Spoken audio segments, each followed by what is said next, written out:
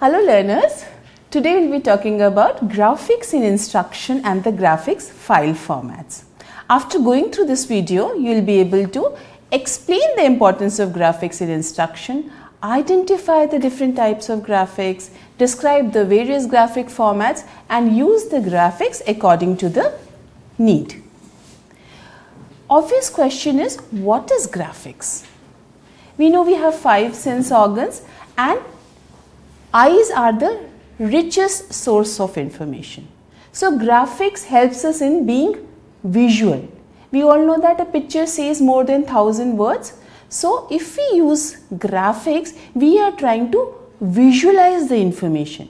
So graphics is a technique of visually representing information where with the use of various graphic elements, the message is highlighted. It is expected to draw attention and focus of the learner so that he or she is able to understand the message being delivered. Graphics are often focused to modify the perception of the receivers, to identify and link with popular events, images and styles, and sometimes we also add humor to it so that the message is conveyed in a fun-filled manner. Sometimes graphics are also used for decorative purpose. In fact, most of the posters and banners have the purpose of advertising a message and use graphics to enhance communication. According to Reiber in 2000, in his book Computer Graphics and Learning, he divided the instructional graphics into 3 main types. The first being the representational graphics, where it is very close to the reality. It has got physical resemblance with the object and the concept. It varies in detail from drawings to photographs, but resemblance is always there to the original object. The degree of realism varies, like we have true photographs which are exactly like the real, or we have abstract line drawings like a stick figure when we use stick figure to make a person. So here also we are making a line drawing which is as close to reality and the message is conveyed to the learner. The second being analogical graphics, which shows one thing and by analogy implies something else. For example, a graphic of a sword may be used to depict medieval warfare. A fish can be shown to show that submarine has qualities like fish. It is used when students have absolutely no or very little prior knowledge of the concept. Here it is very important that one understands that analogy has some similarities and may have certain differences as well, and we should make it clear to the students that they should focus on the similarities. It also focuses on the principle of known to unknown. So whatever the learner knows, we are building on that to go to what is not known to the learner. The third one is arbitrary graphics, where we have tables, charts and cognitive maps which have really no real life counterparts, but they are very important to portray the relationship between two things. Like for example, if you want to show that there is a relationship between transportation and the types of transportation, air, water, road, and in the road what kind of a transportation. So in one map, in one visual, you are able to show the whole concept, its hierarchy and its relationship with each other. So arbitrary graphics become very important there. Other than these 3 main types, there are some graphics which are basically attentional in nature. They serve merely as a stimulus or motivator or as a cue to the learner. The web is flooded with these type of graphics and you can find them plenty and they motivate the learners. If you look at the uses of graphics, they are basically the visual elements and bring to focus certain important information to the learner. Say for example, in business, it helps to create financial charts and tables so that one is able to see whether there is a growth or development or there has been less growth and development, and one can focus on that. Business graphics can be used to highlight changes over a period of time so that the future decisions can be easily made. Another area is advertising, which is one of the most profitable use of graphics. Artists often do advertising work or take advertising potential into account when creating any graphic. So if it is good, it will catch the attention of the learners and the product sells, or the learner is able to learn well. So any graphical work which is good, designed in a good way, will be received well, and if it is not designed in a good way or it is poorly designed, it will not receive well. So one has to be very careful when making graphics. Another area where graphics is used is the political area. Sounds strange, but yes, it is there. When we make cartoons, graffiti, posters, ads, logos, flag design. So it is a very old practice. Even we can see it in the present world also, where through these graphics one tries to highlight their achievements, their strong points, and also use it for highlighting the negative points of the opposite party. So cartoons are very popular then, and during the elections you can see lots of posters and ads, and the more catchy the graphic is, the more popular becomes that particular the campaign of that particular party. Another important area of which we are more concerned is the educational. In educational, we have graphics in textbooks, especially the textbooks of geography, science, mathematics, where we need graphics to illustrate concepts, theories, because if it is given in all verbal, it is not clear to the learners. So if it is given in graphics besides the text, it becomes very clear. In fact, if it is in colored mode, it becomes all the more clear. And another thing is educational animations. Animations always have a appeal with the learners. Animated graphics are more preferred, like it is preferred, has more advantage than the static graphics. Why? Because it shows movement. It gives you a feeling of interaction, and it shows that there is a growth. So if you see a graph going up, it will catch your attention more than a static graph. So one has to see if you can use animated graphics in an online module or in wherever you are using it. Illustrated books and dictionaries also use graphics and to make the reading material clearer and interesting to the learners. In fact, we have encyclopedias also where graphics are used to illustrate concepts, and in fact there are pictorial encyclopedias as well where a particular topic may be discussed, and they are quite popular among the younger children especially. Another area is film and animations.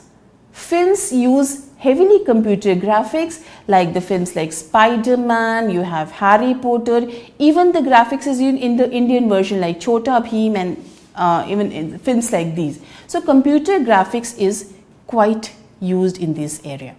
And when we talk about the use of graphics in instructions, we find two major areas. One is use of graphics as a teaching aid. Whether it is through a projector, through a web page, through an online module, in an LMS, graphics become very, very important for concept attainment as well as concept clarification.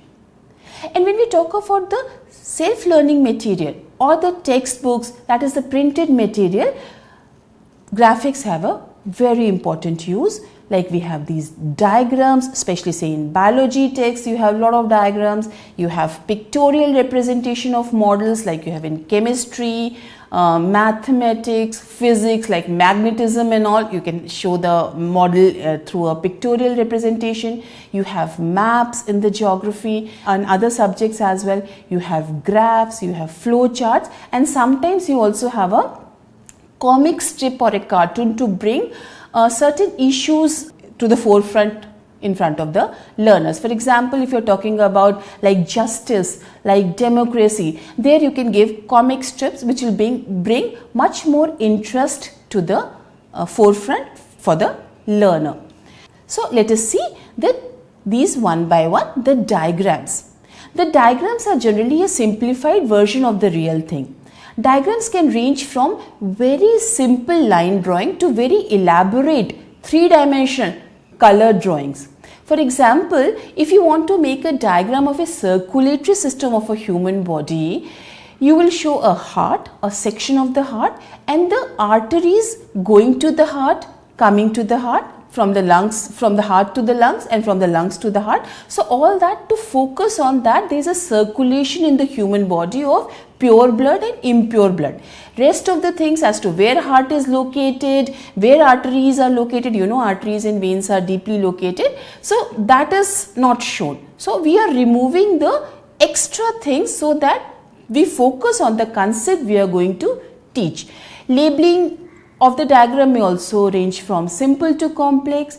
A good diagram should keep in mind the specific purpose of the diagram, also the level of the viewer and the complexity of the subject matter. If you remember, the diagrams at the younger level, the middle school level were simpler. The labeling was simpler, but when you go to say senior secondary, go to the undergraduate level, the diagrams become more and more complex for one to understand. Another type is maps. Maps are specialized form of graphics used to represent a geographical area which is scaled down version of the real thing. They can also be used to present the variety of information relating to any geographical area, be it in your country, be it at a global level, whichever. So maps can be used for depicting roads, connecting various places, your local area, your country, the globe, the religions, the tourist places, where the crops are grown in the country, the weather pattern, anything which is real can be depicted on the map to show that this happens in this particular geographical region. So if the map is it's a physical map of a region, it will depict the relative elevations, the differences in vegetation, if there are any water bodies, what is the depth of the water bodies, and location of many other places. Like if we go, we try to visit a place, we go to Google and we go for Google Map and try to see as to what are the important locations. So map becomes a very important means of communicating. Obviously, in one map you will not show all the things, because if you show all the things, then it will be impossible to understand. So avoid cluttering or information overload. So whatever is important, focus on that and have many maps to show different things. You can also use different icons, colors, codes, symbols, so that different features are distinguishable on the map, and then one can easily retrieve information from the map. Another type is graphs. Graphs, which have become very popular these days, are specialized form of graphics. They are specifically used for making comparisons of quantities. Say you must have heard about pie charts, XY graphs, bar charts, and many more graphs can be made. In fact, we use MS Excel to make these graphs, where different forms of visual representation of relationship between the quantities can be shown and can be compared. See, for example, we take a typical XY graph wherein we represent what happens to quantity Y. Here we take it as speed, while X increases or decreases. So what will happen to the speed of the vehicle with time?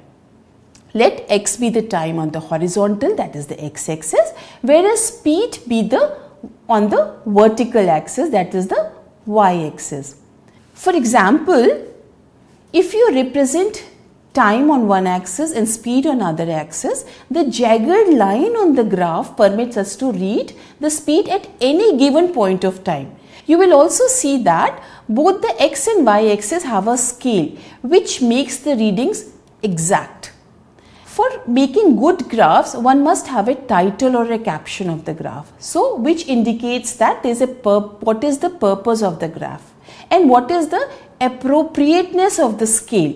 Say the scale should be clearly marked. Say for example, in y-axis 1 centimeter is equal to 10 kilometers, and the legends and axis labels should be marked clearly when the quantities are to be depicted.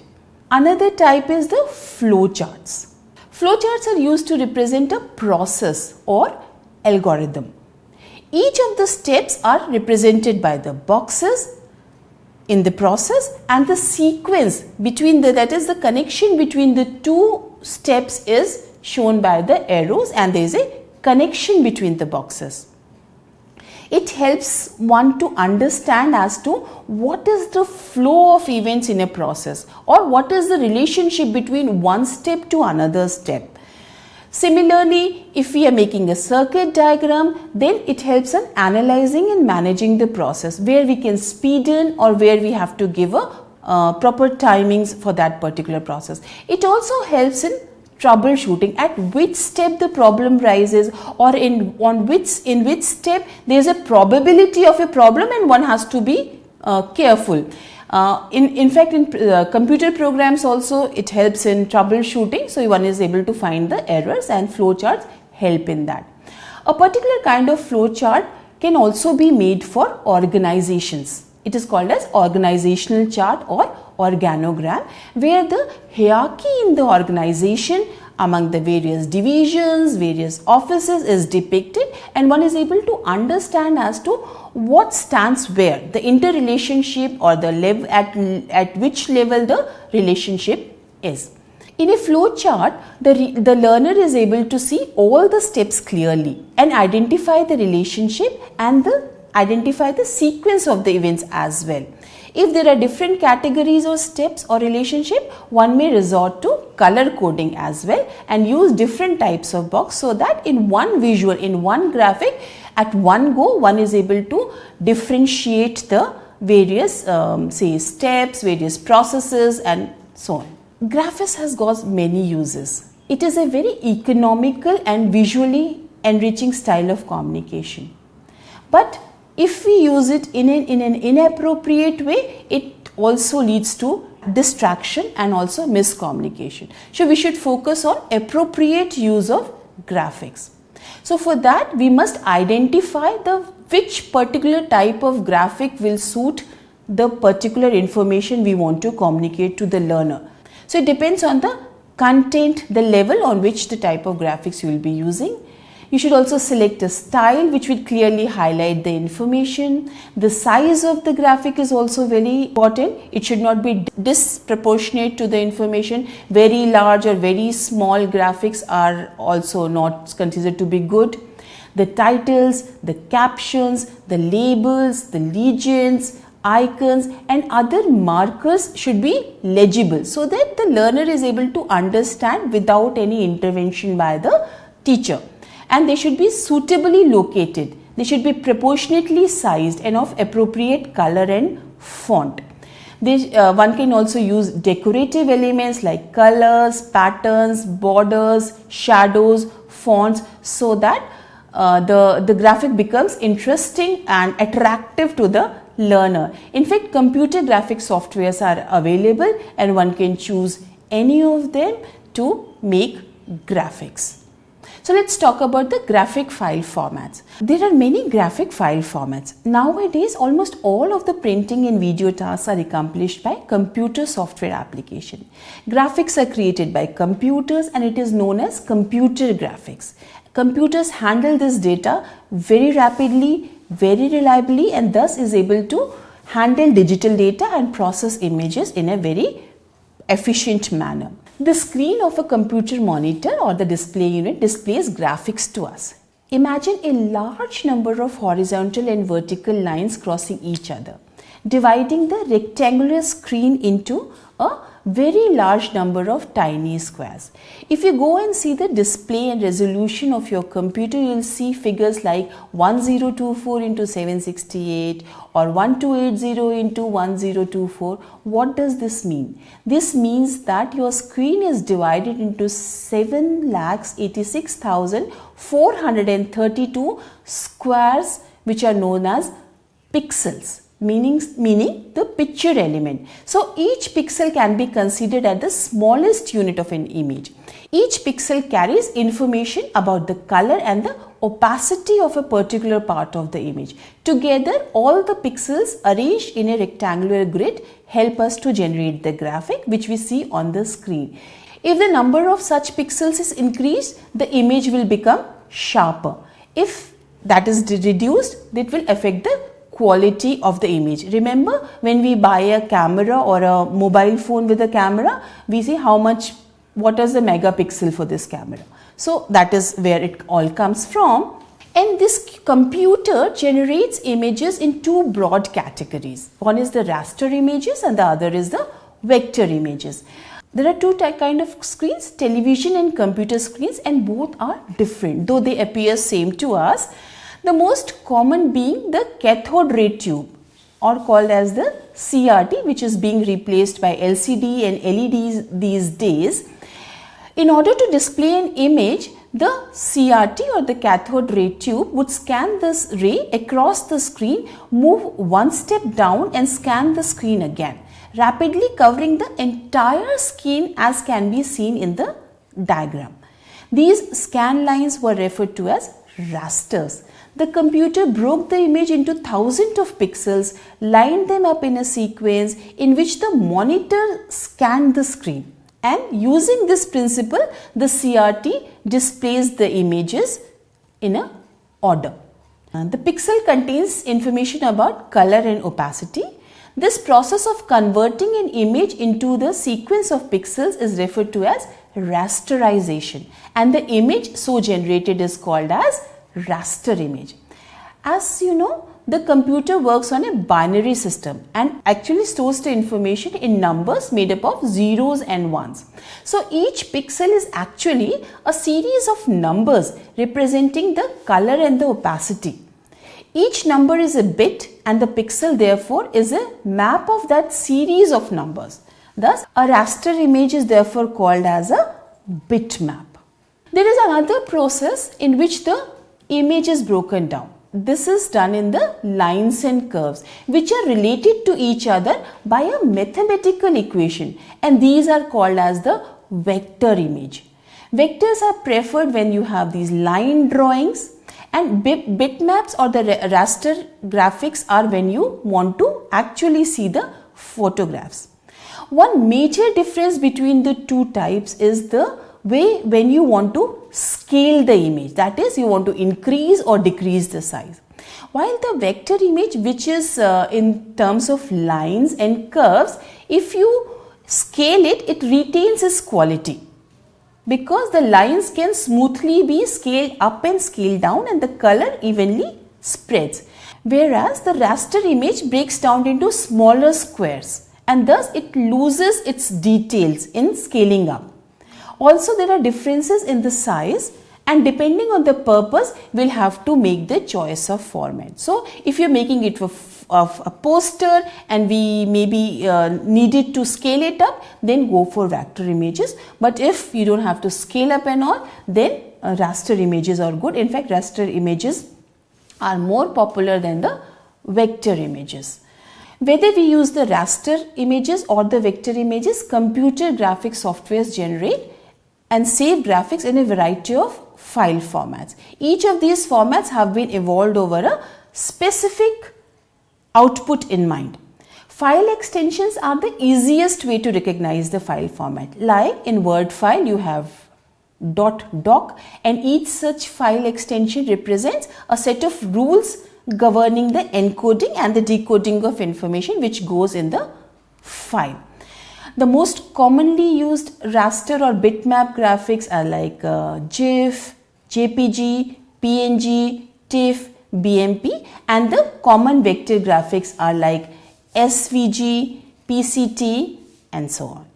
Most computer graphics softwares use their own file formats, allowing them to retain more information. For example, if it is a .cdr, which is a vector graphic format which is used for Corel Draw, whereas .psd is a raster format used for Adobe Photoshop. Each image format has been specifically designed to meet a particular requirement. For example, you must have seen GIF images, which is a short form of or an acronym of Graphics Interchange Format, and has been designed mostly for the web-based graphics because here the file size is less. Also, when we use the color palette, there are limited number of colors available, say a maximum of 256 colors. So if you want to have an image where there is a whole range of colors, then this may not be the right format for you. Typically, a GIF format is used for small graphic elements like logo, decorated text or small animations where the number of colors and the variations in shades is less or minimum. If the images you choose to be a photograph with a variety of shades, you will see that GIF is not the format you should choose. In fact, in making a GIF file, you lose a lot of information. The GIF format can store a sequence of images and play them. That is how it also gives a animation kind of a output and is preferred by many. Another important format, in fact the most popular format, is JPEG, which is an acronym for Joint Photographic Experts Group.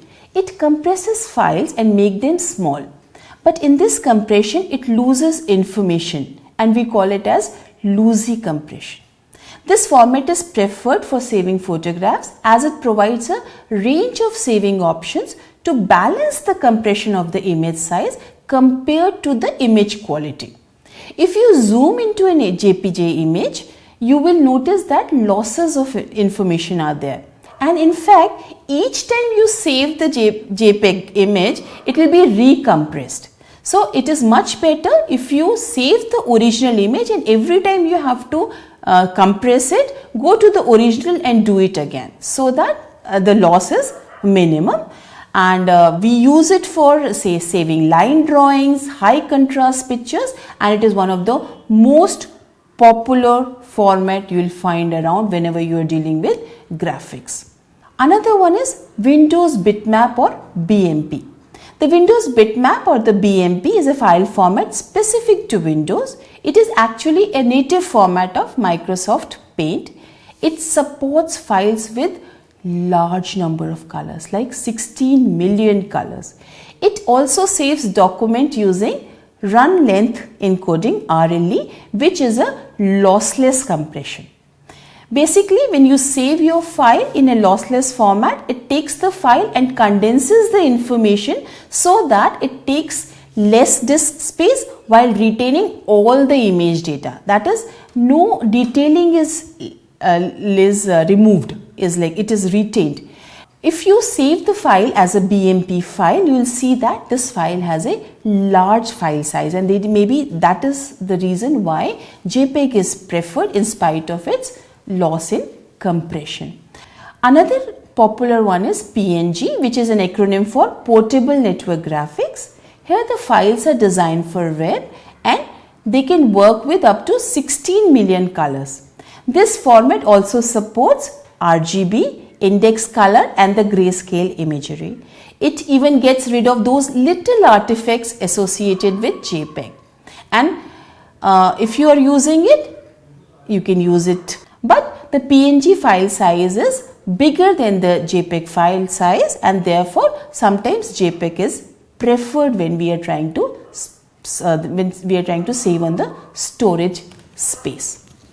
To sum up, graphics are very important. They are one of the richest source of information and they are visually representing information. It helps us to understand. Reber in 2000 talks about 3 types of graphics: the representational graphics, the analogical graphics and the arbitrary graphics, and also that there are certain graphics which are for attention catching. Then graphics can be used in business, in advertising, in political situations, and of course for the educational purpose, and films and animations quite make use of graphics. When we talk about use of graphics in instruction, it can be used as a teaching aid, whether as a web page, as a part of online teaching module, or as a aid, even through the projector. So, when we use it in textbooks, it can be a diagram, it can be a pictorial representation of a model, it can be a map, it can be a graph, and all these have their own uses and should be used. Flowchart becomes very important when we are trying to show a process. So when we are using graphics, we have to be very careful in the use of colors, for which age we are using it for, what is the level of the content, the complexity, all that has to be kept in mind. There are many graphic file formats. There are two main types of graphics, the vector and the raster. The examples of raster are JPEG, they are more popular, the GIF, the PNG, and there are vector images as well. If we want to scale up, we should go for the vector images, because in the raster images there are pixels, and the pixels gets distorted if you want to scale up the image. So when we work with these graphics, we have to be very careful for what purpose we want and which file format we should use. So I hope you will be able to use graphics in your instruction and then use it to the right purpose. Happy learning!